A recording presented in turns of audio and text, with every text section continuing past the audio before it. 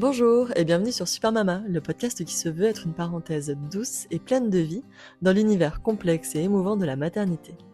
Chaque mardi, je vous invite à plonger dans les témoignages sincères et authentiques d'une maman qui, avec son cœur et ses mots, partage son parcours, de la grossesse à l'accouchement, en passant par le postpartum évidemment. Mais Super Mama, ce n'est pas seulement une voix qui résonne dans vos écouteurs. C'est aussi une marque pensée avec amour pour vous, ces femmes qui portent la vie et qui ont besoin de douceur. Des soupes réconfortantes, des bouillons pleins de saveurs, créés pour nourrir et apaiser vos corps, mais aussi des accessoires qui vous accompagneront à chaque étape de ce voyage unique. Vous pouvez découvrir tout cet univers en vous rendant sur le site www.super-mama.fr.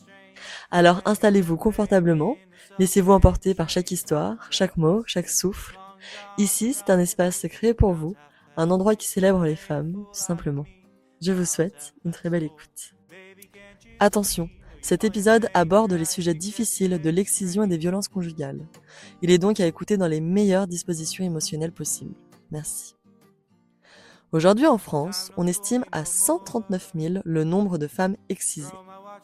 Alors pour lever le voile sur ce sujet, mais aussi à l'occasion de la journée internationale de tolérance zéro à l'égard des mutilations génitales féminines et l'excision, il était important pour moi de donner la parole à une mère ayant subi cet acte. L'excision englobe toutes les lésions et ablations, partielles ou totales, des organes sexuels externes des femmes. L'OMS distingue 4 types de mutilations sexuelles féminines, de l'ablation du clitoris à l'infibulation qui consiste à rétrécir l'orifice vaginal par l'ablation ou l'accollement des petites lèvres. Ces mutilations, bien qu'interdites dans de nombreux pays, sont encore très souvent pratiquées sur les petites filles et sont réalisées sans anesthésie. Pour parler de ce sujet, c'est Abby, cette femme magnifique de 24 ans, qui vient nous raconter sa trajectoire de mère et de femme excisée. Ayant grandi au Sénégal, dans une famille traditionnelle, Abby a subi cet acte à l'âge de 3-4 ans. Une douleur physique et psychique, encore ancrée dans son corps et dans sa tête. Alors comment se passe la vie d'une jeune femme qui a connu un tel traumatisme ? Comment, en cherchant des réponses qui ne sont pas venues, Abby a-t-elle ressenti le besoin viscéral de se renseigner, de comprendre, d'agir, pour ensuite alerter, informer et aider les femmes qui y sont aussi confrontées ? Et finalement, comment une chirurgie réparatrice lui a permis de retrouver un corps dans lequel elle se sent épanouie et grâce auquel elle a pu tomber enceinte pour ensuite donner naissance à son fils, celui qui est venu tracer son chemin, Solal. Abby nous racontera tout ça dans cet épisode aussi dur qu'essentiel. Un récit qui a pour but de montrer aux femmes excisées qu'il est possible d'avancer et qui a aussi pour but de leur rappeler qu'elles sont, plus qu'elles ne le croient, écoutées et entourées. Alors merci 1000 fois, Abby, pour ta confiance et ta générosité. Ce que je retiens de ton histoire, c'est ta force, ta rage de combattre et ton engagement au service des autres femmes. Je vous souhaite une très belle écoute. Coucou Abby, merci beaucoup d'être avec moi aujourd'hui sur le podcast de Super Mama. On va parler d'un sujet que je n'ai jamais abordé encore, le sujet de l'excision. Donc merci beaucoup d'avoir répondu oui à mon invitation. Est-ce que tu peux s'il te plaît te présenter ? Alors bonjour, je suis Abby, ou alors Odette Gay, c'est le nom qu'il y a sur mon propre podcast au sujet de l'excision. J'ai 24 ans, je suis enseignante de profession et je milite contre les violences sexuelles faites aux femmes depuis que j'ai 18 ans à peu près. Donc voilà. Donc je suis très honorée d'avoir été invitée pour en parler sur le podcast Super Mamas, fait par les femmes, pour les mamans. C'est un sujet qui est très important et il est important de détabouiser et de démystifier le sujet. Donc Et voilà. carrément. Et tu habites où, Abby ? Alors, j'habite à Lyon. D'accord. Oui. Voilà, Ok, voilà. t'as des enfants ? Oui, j'ai un enfant, un petit garçon de 3 ans. Ok, super. Bon bah écoute, merci pour cette jolie présentation. Alors pour bien comprendre un petit peu ta trajectoire de femme, est-ce que tu peux nous expliquer peut-être où est-ce que tu es née, dans quel contexte familial tu as grandi? Bien sûr. Alors, je suis née au Sénégal, à Dakar, donc en Afrique de l'Ouest, et j'y ai vécu jusqu'à mes 9 ans. À 9 ans, je suis venue vivre en France avec ma mère et mon beau-père, et depuis, je suis là, quoi. D'accord, et t'avais des frères et sœurs? Non, je suis enfant unique. Enfant unique, ok, super, donc une enfance au Sénégal. Une enfance au Sénégal jusqu'à mes 9 ans, puis ensuite ici. Donc j'ai une biculture, on dirait. Eh oui, d'accord, bah ouais, ouais, j'imagine. Bon, alors justement, on va se concentrer un petit peu là sur ton enfance et surtout bah, sur le fait que tu étais excisée. Est-ce que avant toute chose, tu peux nous expliquer ce qu'est l'excision? Oui, bien sûr.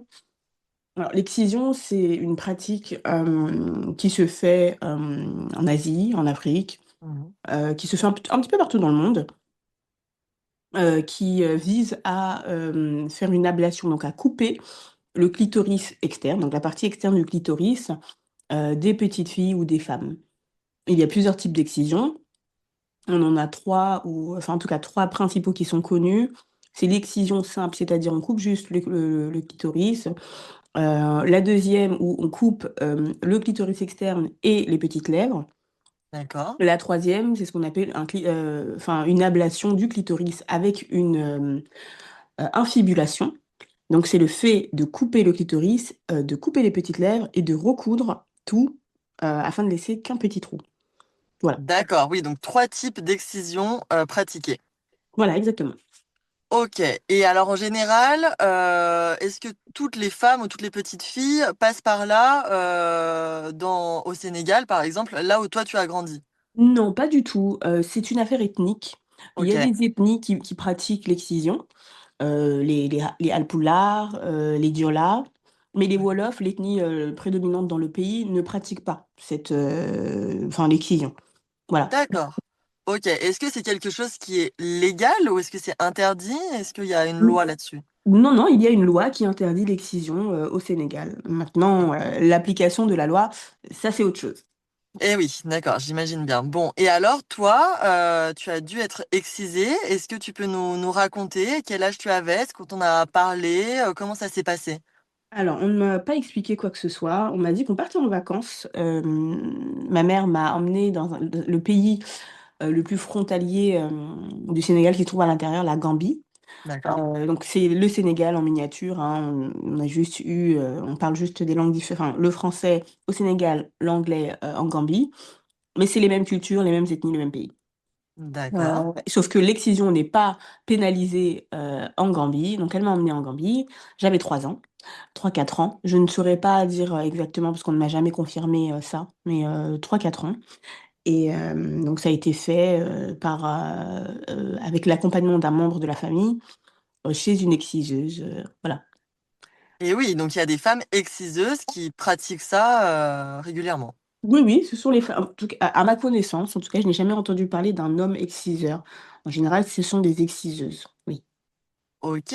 Et quel type d'excision tu as subi? Alors moi, j'ai eu une ablation du clitoris D'accord. externe avec mes petites lèvres qui ont été coupées, une, D'accord. une sur deux, afin d'utiliser cette petite lèvre-là pour me faire un type d'infibulation qui n'est pas très connu, en tout cas en général, pour ce qu'on appelle dans ma langue taf, c'est-à-dire coller. Donc ça a été collé à l'entrée de mon vagin afin d'en réduire la taille. Ok, d'accord. Est-ce que ça a été fait sous anesthésie? Comment ça se passe? Alors non, il n'y avait pas de médecin, pas de chirurgien, pas d'anesthésie. Ça s'est passé dans une bassine bleue D'accord. avec un petit fond d'eau et du gros sel dans ce fond d'eau-là.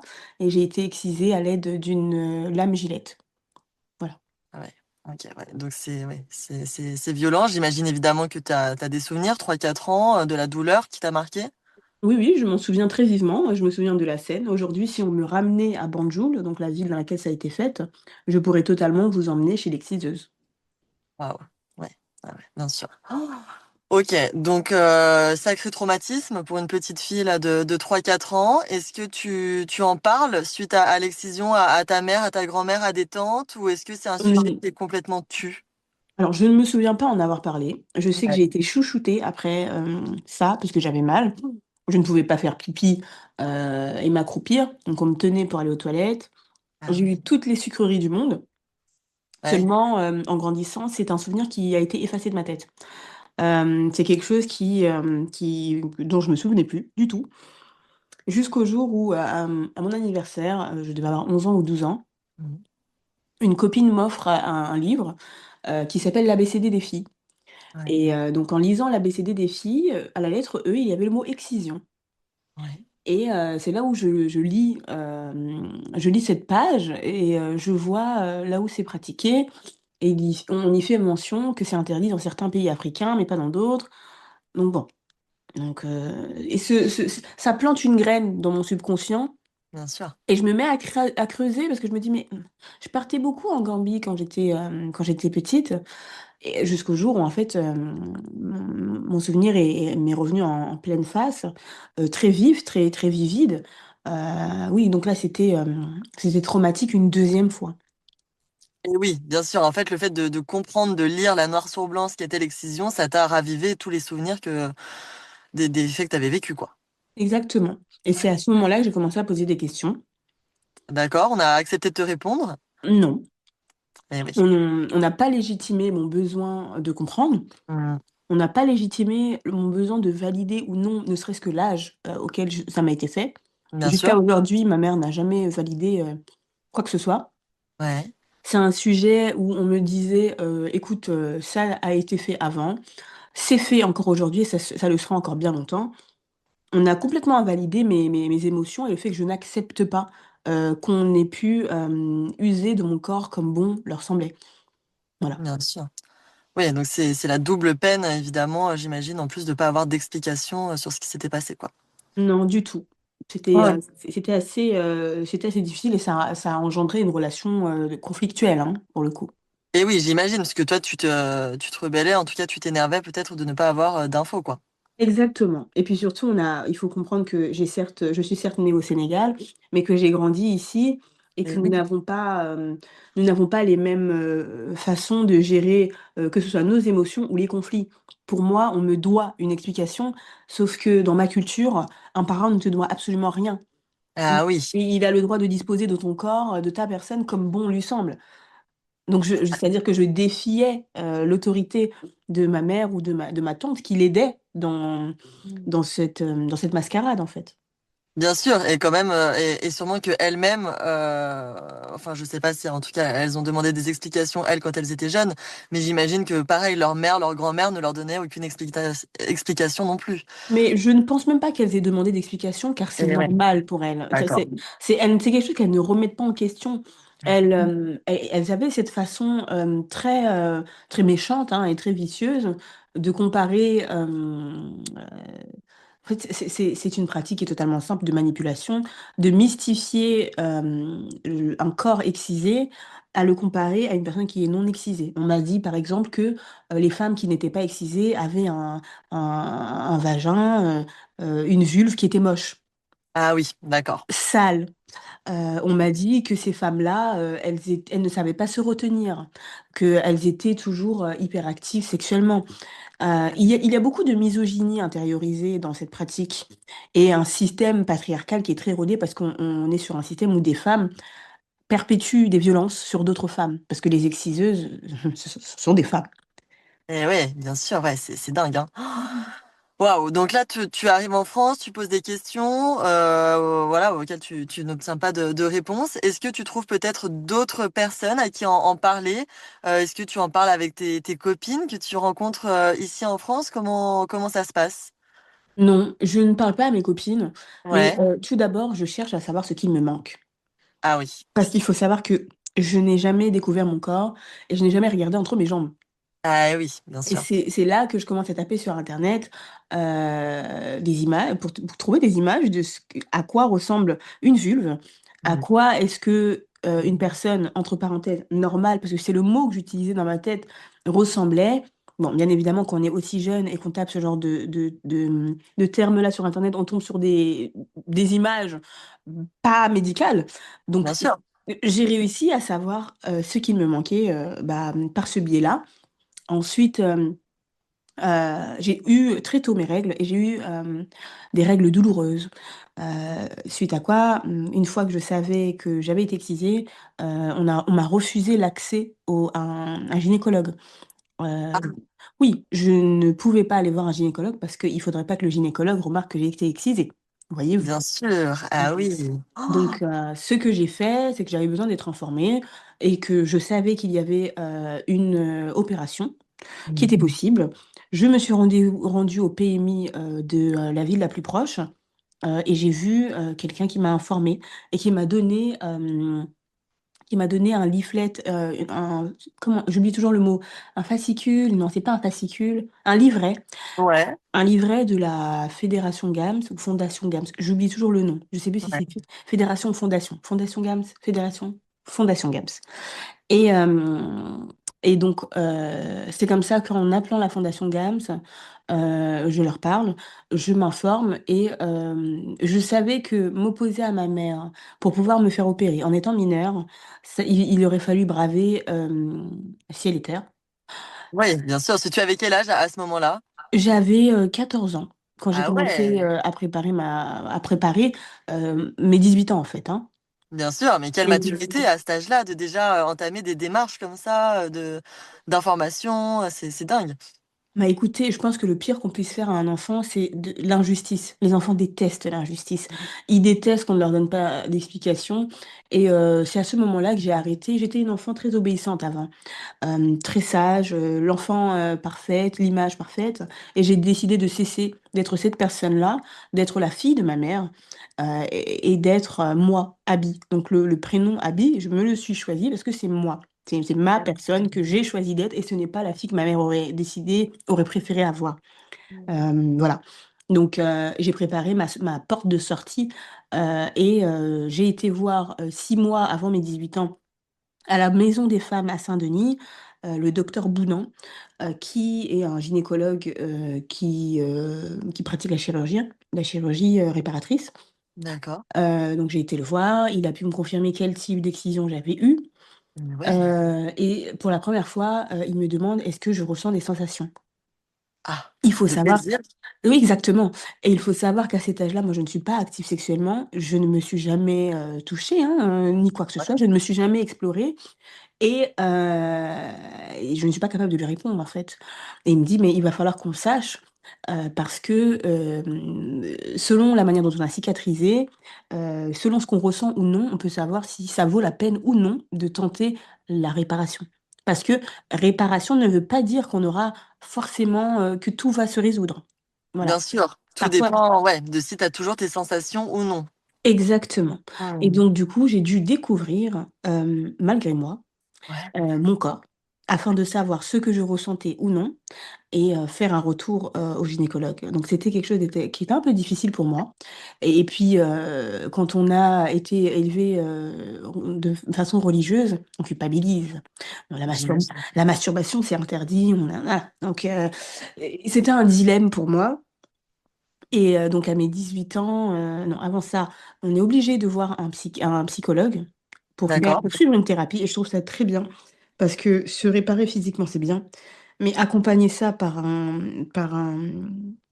accompagnement de psy, c'est Ouais, encore plus important. bien Et, sûr. Bah oui. Il y a une grosse part, en effet, de santé mentale aussi derrière tout ça, hein, au-delà de la partie physique. exactement. Et donc, j'ai demandé au docteur de me donner la date la plus proche de mon anniversaire, à savoir le 19 novembre.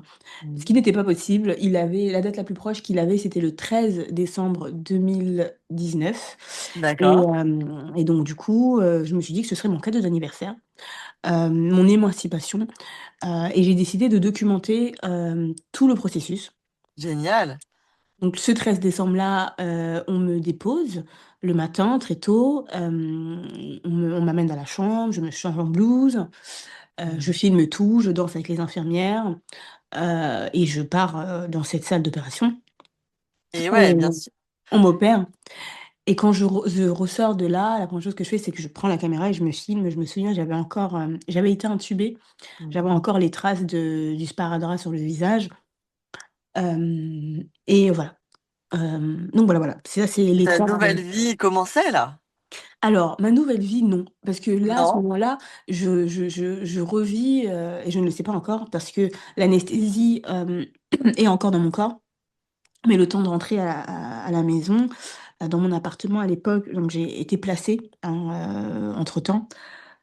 J'étais sous la protection de l'aide sociale à l'enfance. Et D'accord, parce que ça se passait trop mal avec tes parents? oui, ça se passait trop mal, il y avait de la maltraitance. Et Ouais, ça n'avait pas un rapport avec l'excision, ils ne savaient pas oui, au moment où ils m'ont placée. Euh, d'accord. et donc, ça veut dire qu'à ce moment-là, moi, je vis dans un foyer en semi-autonomie, donc j'avais un appartement D'accord. que je partageais avec des jeunes filles. Et afin de pouvoir garder un œil sur moi, ils me font revenir sur la collectivité et je dors dans l'appartement des éducateurs pour qu'ils puissent me suivre la nuit. Et c'est D'accord. et cette nuit-là, c'est la nuit la plus douloureuse de ma vie parce que l'anesthésie s'en va, on me met sous tramadol et le tramadol ne sert absolument à rien.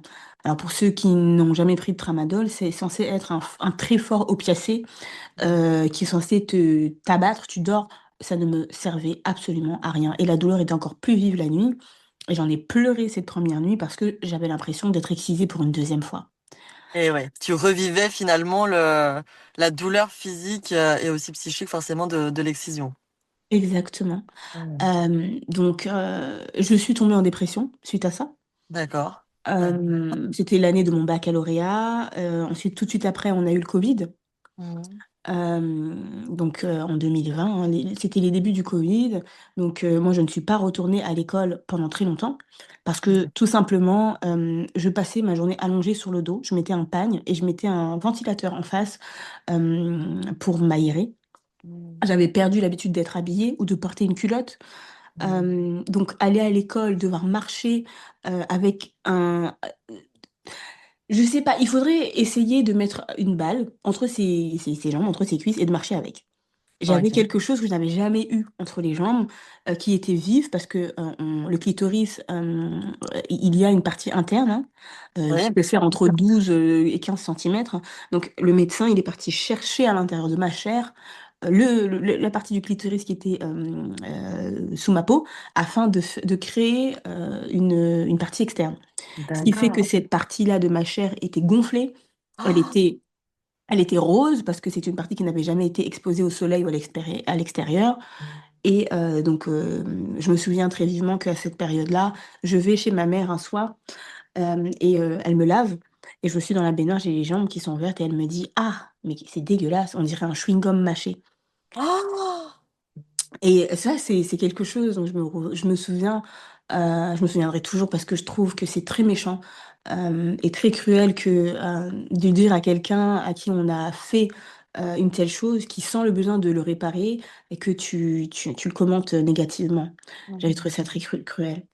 bien sûr, c'est très violent, ouais. Ah, combien de temps ont duré ces douleurs? Elles ont duré 6 à 7 mois. Waouh. Et voilà. Et puis ensuite, j'ai eu, en fait, pour moi, le Covid, je ne peux pas dire ce genre de choses parce que c'était une période très difficile pour beaucoup de gens, mais le confinement a été une aubaine pour moi Eh oui. parce que je n'avais pas à aller à l'école. Mm. C'était l'année de mon baccalauréat, et puis on a eu le bac sous contrôle continu. Oui. Ce qui fait que je n'ai pas eu à me déplacer. J'ai eu mon baccalauréat, Dieu merci, parce que si j'avais dû aller à l'école, j'aurais raté complètement mon année, hein, je Et ouais, pense. bien sûr. Et je tiens quand même à remercier beaucoup mes enseignants et le lycée dans lequel je me trouvais, qui ont beaucoup été là pour moi. Et Est-ce qu'ils étaient au courant de la situation ou pas? oui, ils Ouais? étaient au courant parce que l'année de ma première, j'étais dans un lycée privé catholique, D'accord. ça s'appelle le lycée Fénelon, et mon professeur principal avait permis une sortie. Donc je voulais organiser une sortie pour la journée de la femme Mm. lors de l'année de la terminale, oui, il me semble. Une sortie qui était pour la journée organisée par Excision Parlons-en. Donc, D'accord. c'était une journée avec plein d'intervenants et l'établissement ainsi que le prof principal me soutenait et avait autorisé à ce que j'emmène toute ma classe afin de les informer sur qu'était l'excision et quels étaient les acteurs en France. Je pense que le fait d'être accompagnée par ma classe entière, par mes enseignants, par le chef d'établissement, c'était un soutien incommensurable à ce moment-là où je me suis beaucoup renfermée sur ma personne Et donc voilà, c'était important. Ils ne m'ont Eh pas, oui. ils ne m'ont pas montré de pitié excessive parce que j'ai horreur de ça, mais ils m'ont montré leur soutien à leur, de leur façon, à leur manière. Oui, et puis au moins ta parole était écoutée. Voilà, on apportait aussi du crédit à ce que tu disais. Et ça, je pense que ça fait du bien quand on a vécu un tel traumatisme. Exactement, exactement. Et Ouais, ensuite, après ça, c'est là où j'ai décidé de faire un thread sur Twitter ouais, et de rendre public mon vécu et de super. dire la vérité aux gens, en fait.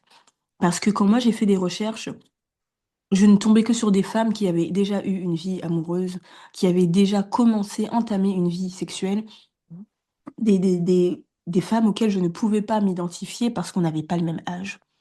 Et je me Ah oui, suis, et je me suis dit, en fait, la même manière que moi, j'ai recherché beaucoup d'informations, ne serait-ce que sur l'opération, qu'est-ce qui nous attend? Nous ne le savons pas. On ne sait oui, pas la douleur, on ne sait absolument pas ce qui nous attend. J'avais fait un trade qui avait beaucoup marché et enfin, ma carrière, c'est pas une carrière, mais mon cheminement en tant que militante a commencé à ce moment-là. Alors, avec beaucoup de points positifs, j'ai rencontré des filles exceptionnelles qui ont pu se faire opérer à leur tour parce qu'elles avaient besoin d'être rassurées avant. Elles ne savaient pas à quoi ouais. s'attendre. Elle pouvait s'identifier enfin à quelqu'un de leur âge qui avait vécu ça. Exactement. Alors, Ouais, il y en avait qui étaient beaucoup plus âgés. Il y en a qui ont 27 ans aujourd'hui, d'autres ouais. qui ont 30 ans, mais qui voulaient se faire opérer, mais qui n'avaient personne à qui poser les bonnes questions.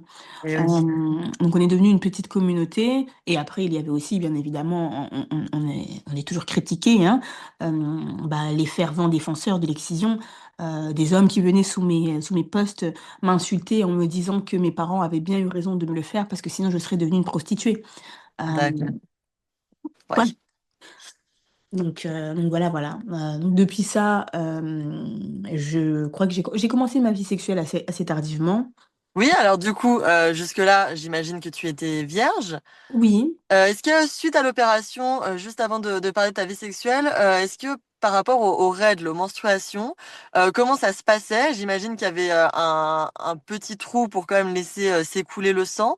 Est-ce que tu as vu un avant-après, peut-être, j'imagine, après l'opération concernant les règles? Alors jusqu'à présent, j'ai des règles qui sont très... je fais beaucoup de caillots de sang. D'accord. Je fais beaucoup de caillots de sang Ouais, et j'ai eu une difficulté à expliquer au gynécologue que j'avais été infibulée parce que il y a un type d'infibulation qui est connu, c'est celui qu'on pratique notamment dans les pays d'Afrique de l'Est. Parce d'accord. que moi, je viens d'Afrique de l'Ouest, donc il me disait non, non, non, vous ne faites pas ça.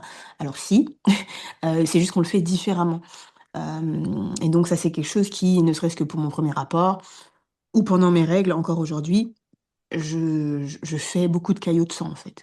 Et oui, bien sûr. Parce que actuellement, là, le vagin a été complètement rétabli ou tu as toujours ce bout de peau qui obstrue une partie?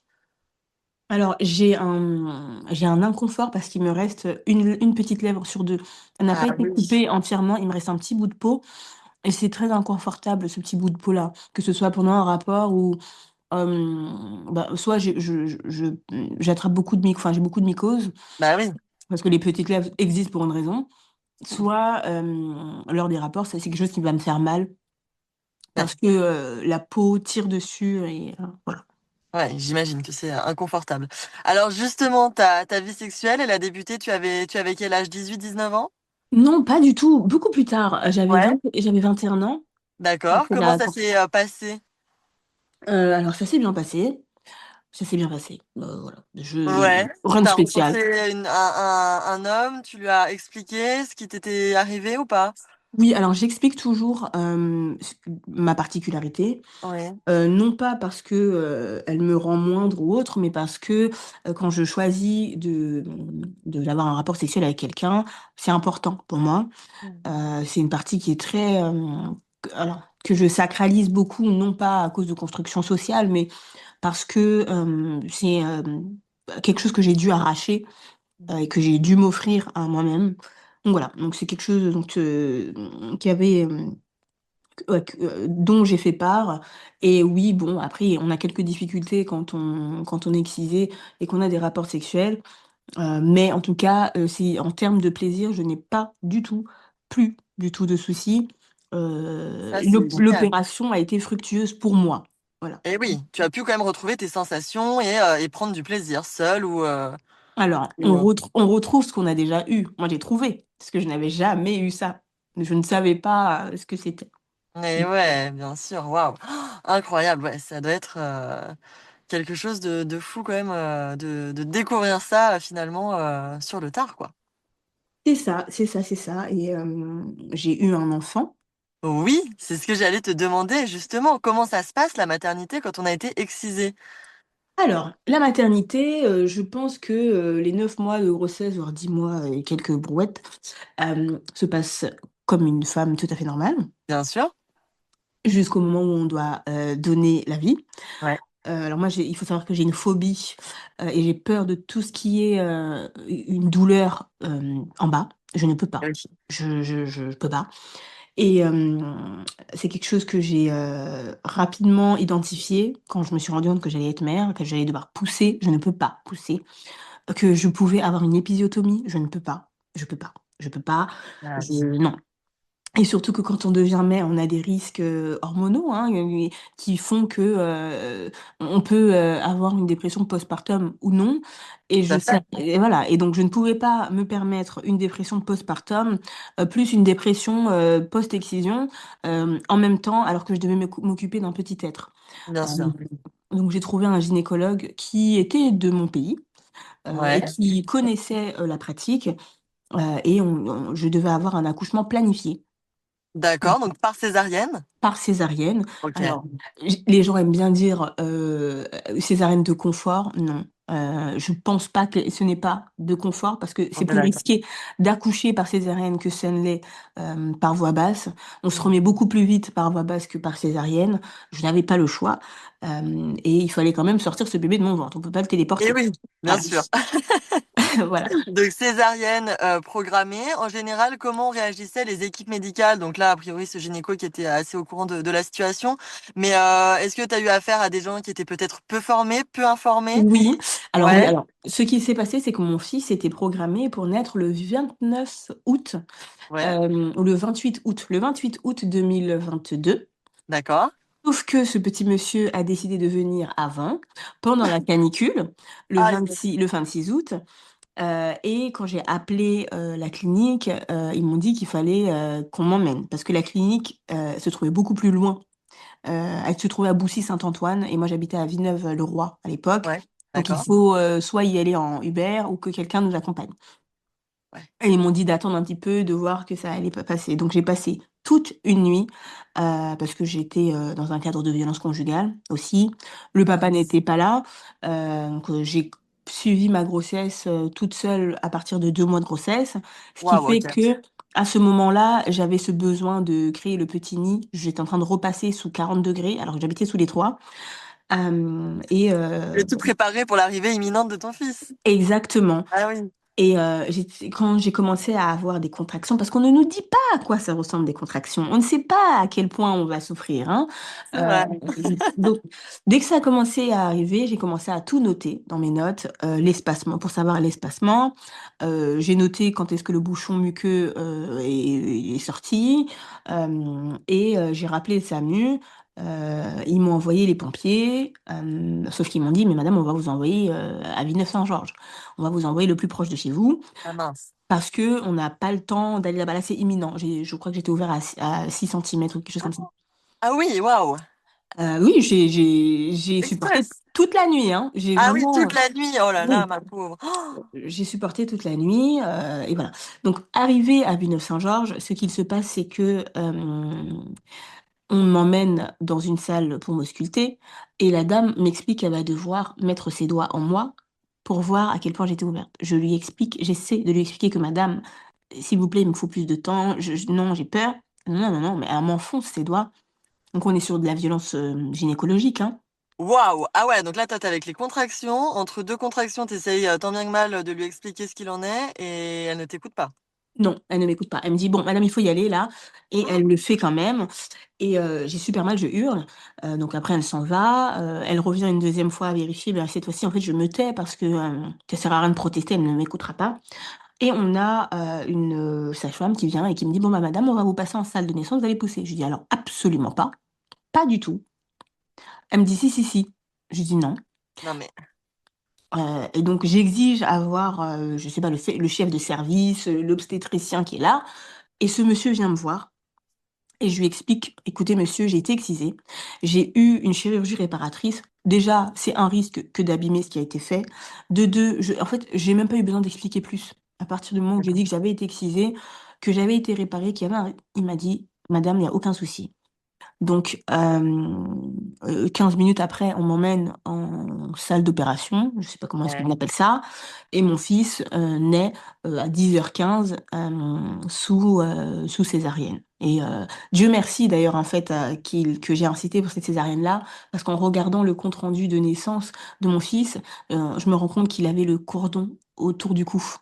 Ah ouais, en plus. Donc, j'aurais eu beau pousser, j'aurais peut-être risqué la vie de mon fils ou quoi que Ouais, ce ça soit. aurait été après vraiment une césarienne d'urgence. Ouais, Voilà, exactement. On aurait fini par le même résultat. Et j'ai beaucoup aimé la posture de ce médecin parce que après ça, j'ai dû venir le voir un mois après Mhm. pour checker mes points de suture, mon ventre et tout. Et il m'a demandé des informations parce qu'il me disait qu'il n'avait pas été beaucoup formé euh, lors de son, Ah, lors de son cursus en médecine, ok.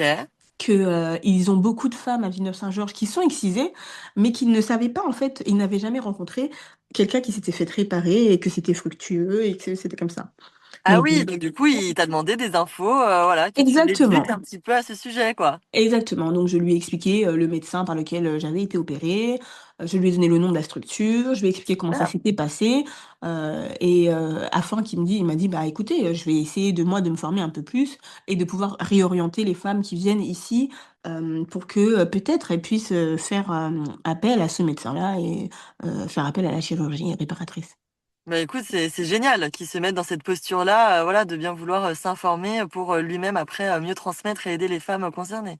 Exactement. Donc c'était un mal pour un bien, le fait que j'ai accouché dans cet hôpital-là, parce que peut-être que ce médecin, dans l'avenir et dans le Ouais, futur, voilà, il pourra aider d'autres personnes. carrément, carrément. Bon, et alors ton fils a débarqué dans ta vie, comment ça s'est passé, la rencontre, les premiers jours, les premières semaines avec lui? Alors, les premières heures ont été très belles. En fait, tant que j'étais à l'hôpital, je me souviens que j'ai réclamé mon enfant. Qu'il est né le matin à 10h. Moi, j'étais en salle de réveil. Ensuite, on m'a emmenée dans ma chambre et je crois que j'ai rencontré mon fils que vers 17h, 18h. Ah oui, d'accord, ouais. Et ils l'ont gardé pendant je ne sais pas combien de temps, pas parce qu'il y avait des besoins, non, non, je sais pas pourquoi. Sans raison apparente. Et je leur demandais de me le rendre, mais en fait, mon fils était beaucoup trop mignon. Donc ils l'ont gardé là-haut, alors que sa maman voulait le rencontrer. Voilà. Donc voilà, quand je l'ai rencontré, il était magnifique, mon fils, hein, on aurait dit, je ne sais pas si vous voyez les bébés reborn sur Oui, Internet? bien sûr. Eh ben, il était tellement beau qu'on aurait dit une poupée. Ah Euh, bah ouais, trop bien. Oh, un petit bébé reborn avec les yeux grands, ouverts, et il cherchait les seins de sa maman. Il voulait téter.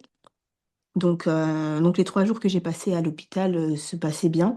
Mais la tu l'as désillusion... allaité du coup, ouais, c'était un souhait de ta part? Oui, oui, c'était un souhait de ma part. Je l'ai allaité jusqu'à ses 2 ans. D'accord, super.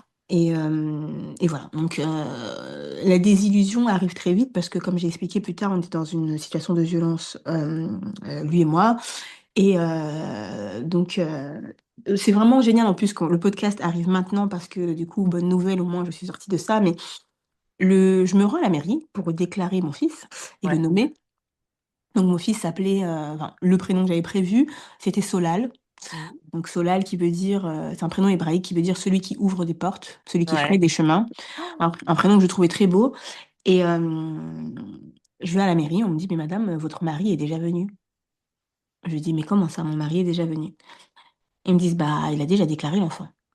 Et donc, Oh, je demande à voir la déclaration et le monsieur s'est permis de déclarer mon enfant, l'enfant pour lequel je ne l'ai pas vu depuis ces 2 mois, mes 2 mois de grossesse, pour lequel il n'a pas acheté un body, une couche ou quoi que ce soit. Il l'a nommé avec des prénoms complètement différents et il lui a mis son nom de famille en enlevant le mien. Donc moi, j'ai envie de m'effondrer. Mais ça, il a eu le droit de le faire sans que tu sois présente?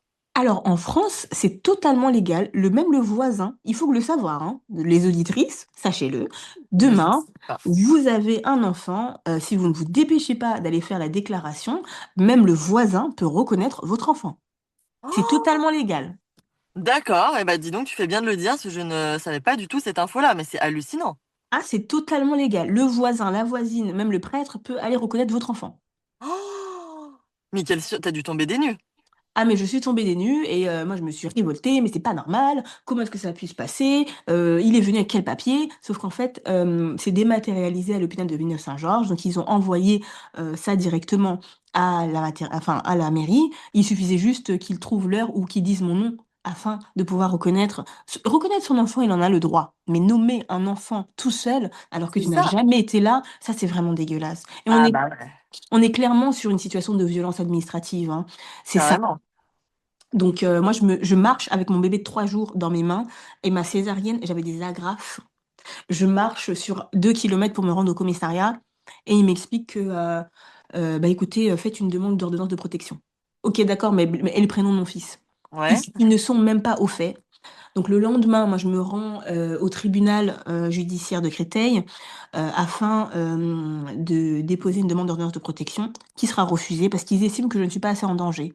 Or, ce jour-là, je reçois des messages de sa part et il m'explique qu'il va me retirer mon enfant, qu'il va me faire expulser du pays.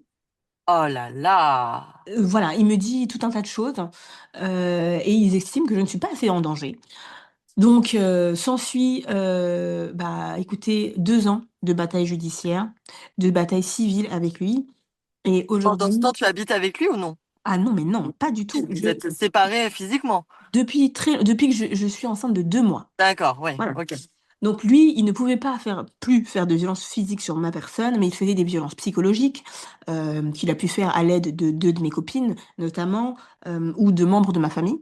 Oh, Et en fait, il m'a traumatisée et il m'a fait souffrir, hein. J'en ai fait une tentative de suicide quand mon fils devait avoir 6 mois.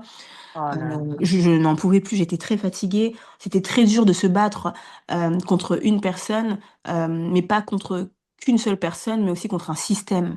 Voilà, d'aller porter plainte. Je pense que j'ai dû porter plainte plus de 15 fois pour des raisons différentes, que ce soit violence administrative, violence conjugale, menaces, harcèlement sur les réseaux sociaux ou autre. Et en fait, à un moment donné, je pense que c'est comme ça que tu as dû trouver ma page, tu me diras comment tu l'as trouvée, j'ai décidé de médiatiser en fait l'affaire. Et oui, moi j'étais trouvée sur Combini. Exactement, exactement. Donc moi j'ai contacté tous les médias de France, tous, sans... parce que je me suis dit, cette histoire, elle risque de se terminer en féminicide.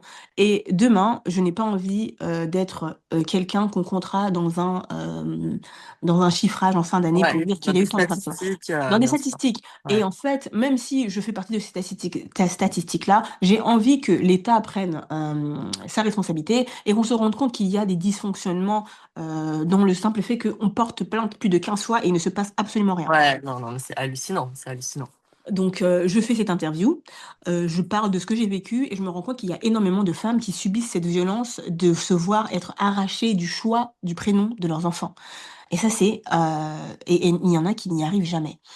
Donc, bonne nouvelle, suite à ça, on a eu des procès, on a eu des jugements, il a perdu l'autorité parentale. Il n'a pas de droit de visite.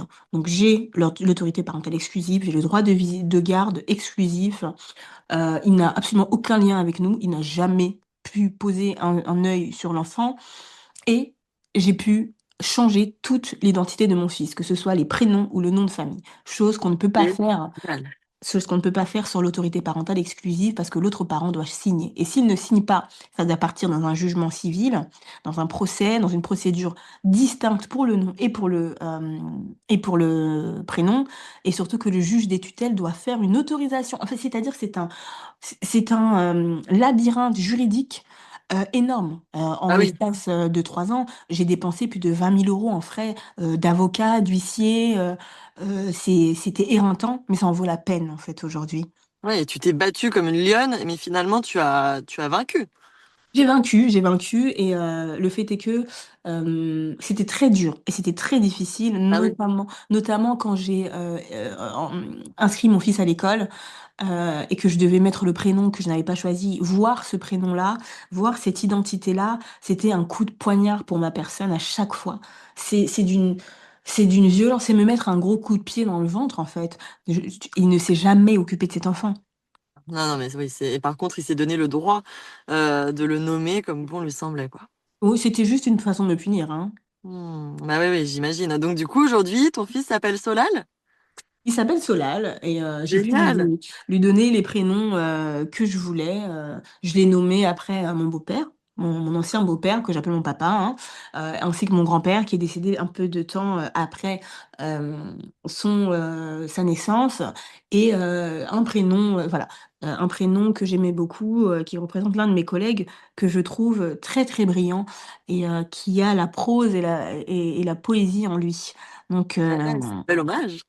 oui, donc ces prénoms sont très politiques. Donc ça fait Solal, Yann, Cher, donc un prénom sénégalais, et Ambroise. Et en fait, Super, waouh, son nom de famille. c'est multiculturel. Exactement, la France est un pays multiculturel, donc c'est normal que ça se ressente dans son prénom. Eh ben écoute, c'est génial. Donc aujourd'hui, ton fils a 3 ans, un peu plus de 3 ans, 3 ans et demi. Il a 3 ans, oui, il a eu 3 ans au mois d'août. Oui, d'accord. Comment ça va? Comment tu te sens? Est-ce que moralement, tu as réussi à remonter la pente ou t'es toujours un petit peu fragile? Non. Alors, j'ai remonté la pente à partir du moment où j'ai commencé à médiatiser l'affaire, où j'ai décidé d'arrêter de me taire. Ouais. Je vais très bien. Je ne me suis pas laissée entraîner ni traîner dans la boue par un harceleur, hein, une personne violente, tout simplement parce que mon fils ne mérite pas ça. À la Hmm. fin de la journée, il n'a pas décidé de naître, cet enfant. J'ai décidé de garder cette grossesse. Donc c'est ma responsabilité que de lui offrir un cercle et un environnement sain dans lequel il peut s'épanouir et c'est un petit garçon très épanoui. Et je tiens à rappeler que je suis très féministe, hein, très radicale, et que on peut élever un enfant seul et qu'il sera épanoui. Bien sûr. Il vaut mieux un parent qui tient la route plutôt que deux parents qui sont complètement zinguinguins.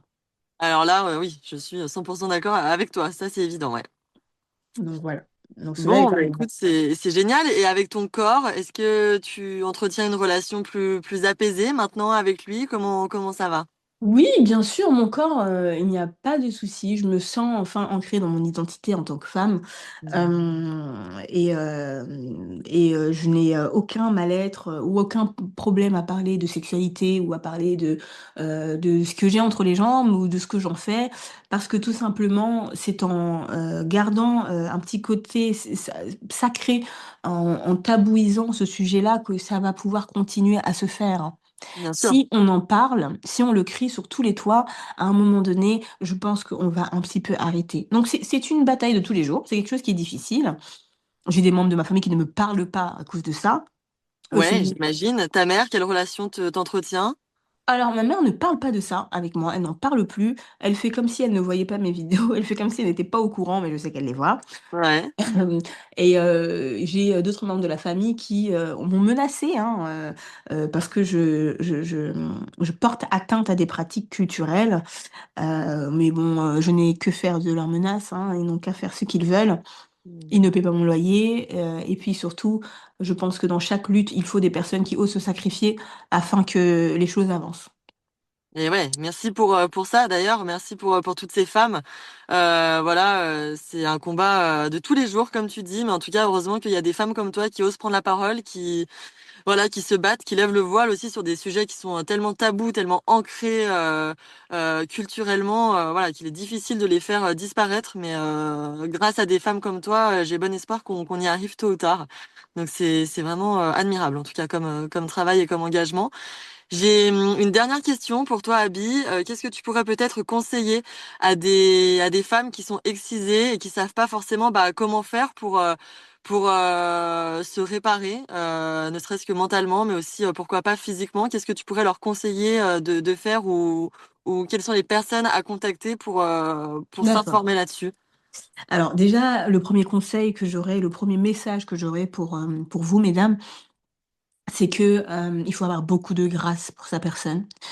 Il faut surtout pouvoir s'affirmer à un moment donné parce que quand on est issu des familles dont on est issu, quand on est issu, de cultures qui sont les nôtres, où un enfant n'a pas le droit de remettre en question, les faits de son enfant, vous allez forcément devoir à un moment donné hausser le ton Mmh. et il ne faut pas, reculer devant ça parce qu'il compte sur ce soi-disant respect pour ne pas remettre en question quelque chose qui porte atteinte à votre intégrité.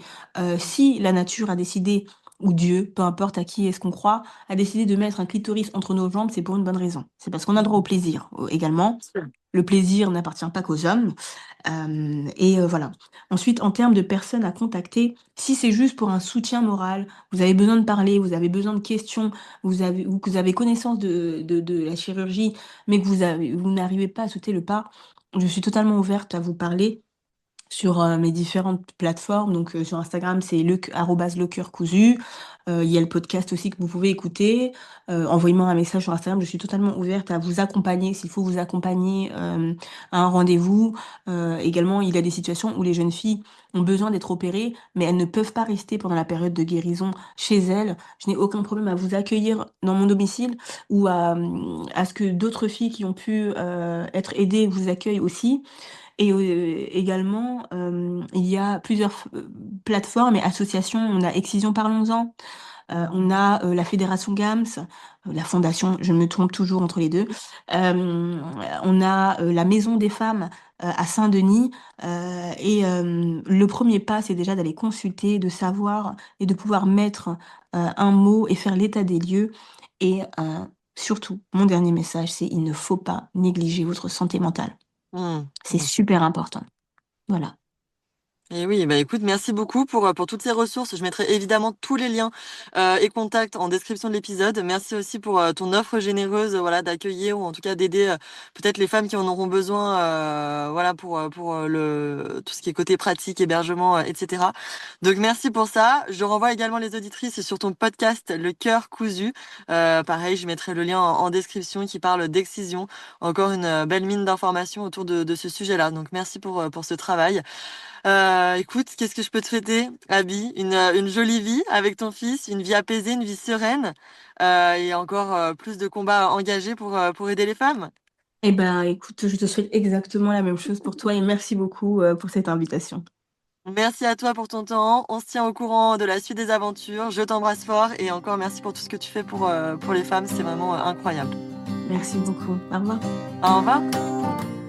Waouh, qu'est-ce qu'il a été dur de recueillir ce témoignage, mais ce que je retiens de ce moment, c'est surtout la force de caractère d'Abby. Un mental de guerrière et une force de lionne si forte qu'on ne peut que s'en inspirer.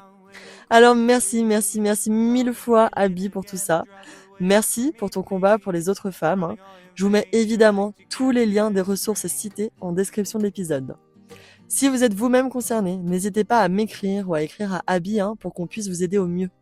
Merci aussi à vous, hein, pour l'accueil que vous allez réserver à cet épisode. Et puis bien sûr, si le cœur vous en dit, vous pouvez toujours envoyer un petit mot à Abby pour la remercier pour son récit. Quant à moi, je vous dis à la semaine prochaine pour un nouvel épisode. D'ici là, je vous embrasse et surtout, prenez bien soin de vous. Bisous! Now it's 3:30. I made a fool out of me. Now it's 4:30. Baby, can't you see? No using waiting no more. It's a time of tragedy. I think it's 9 when the clock says 10.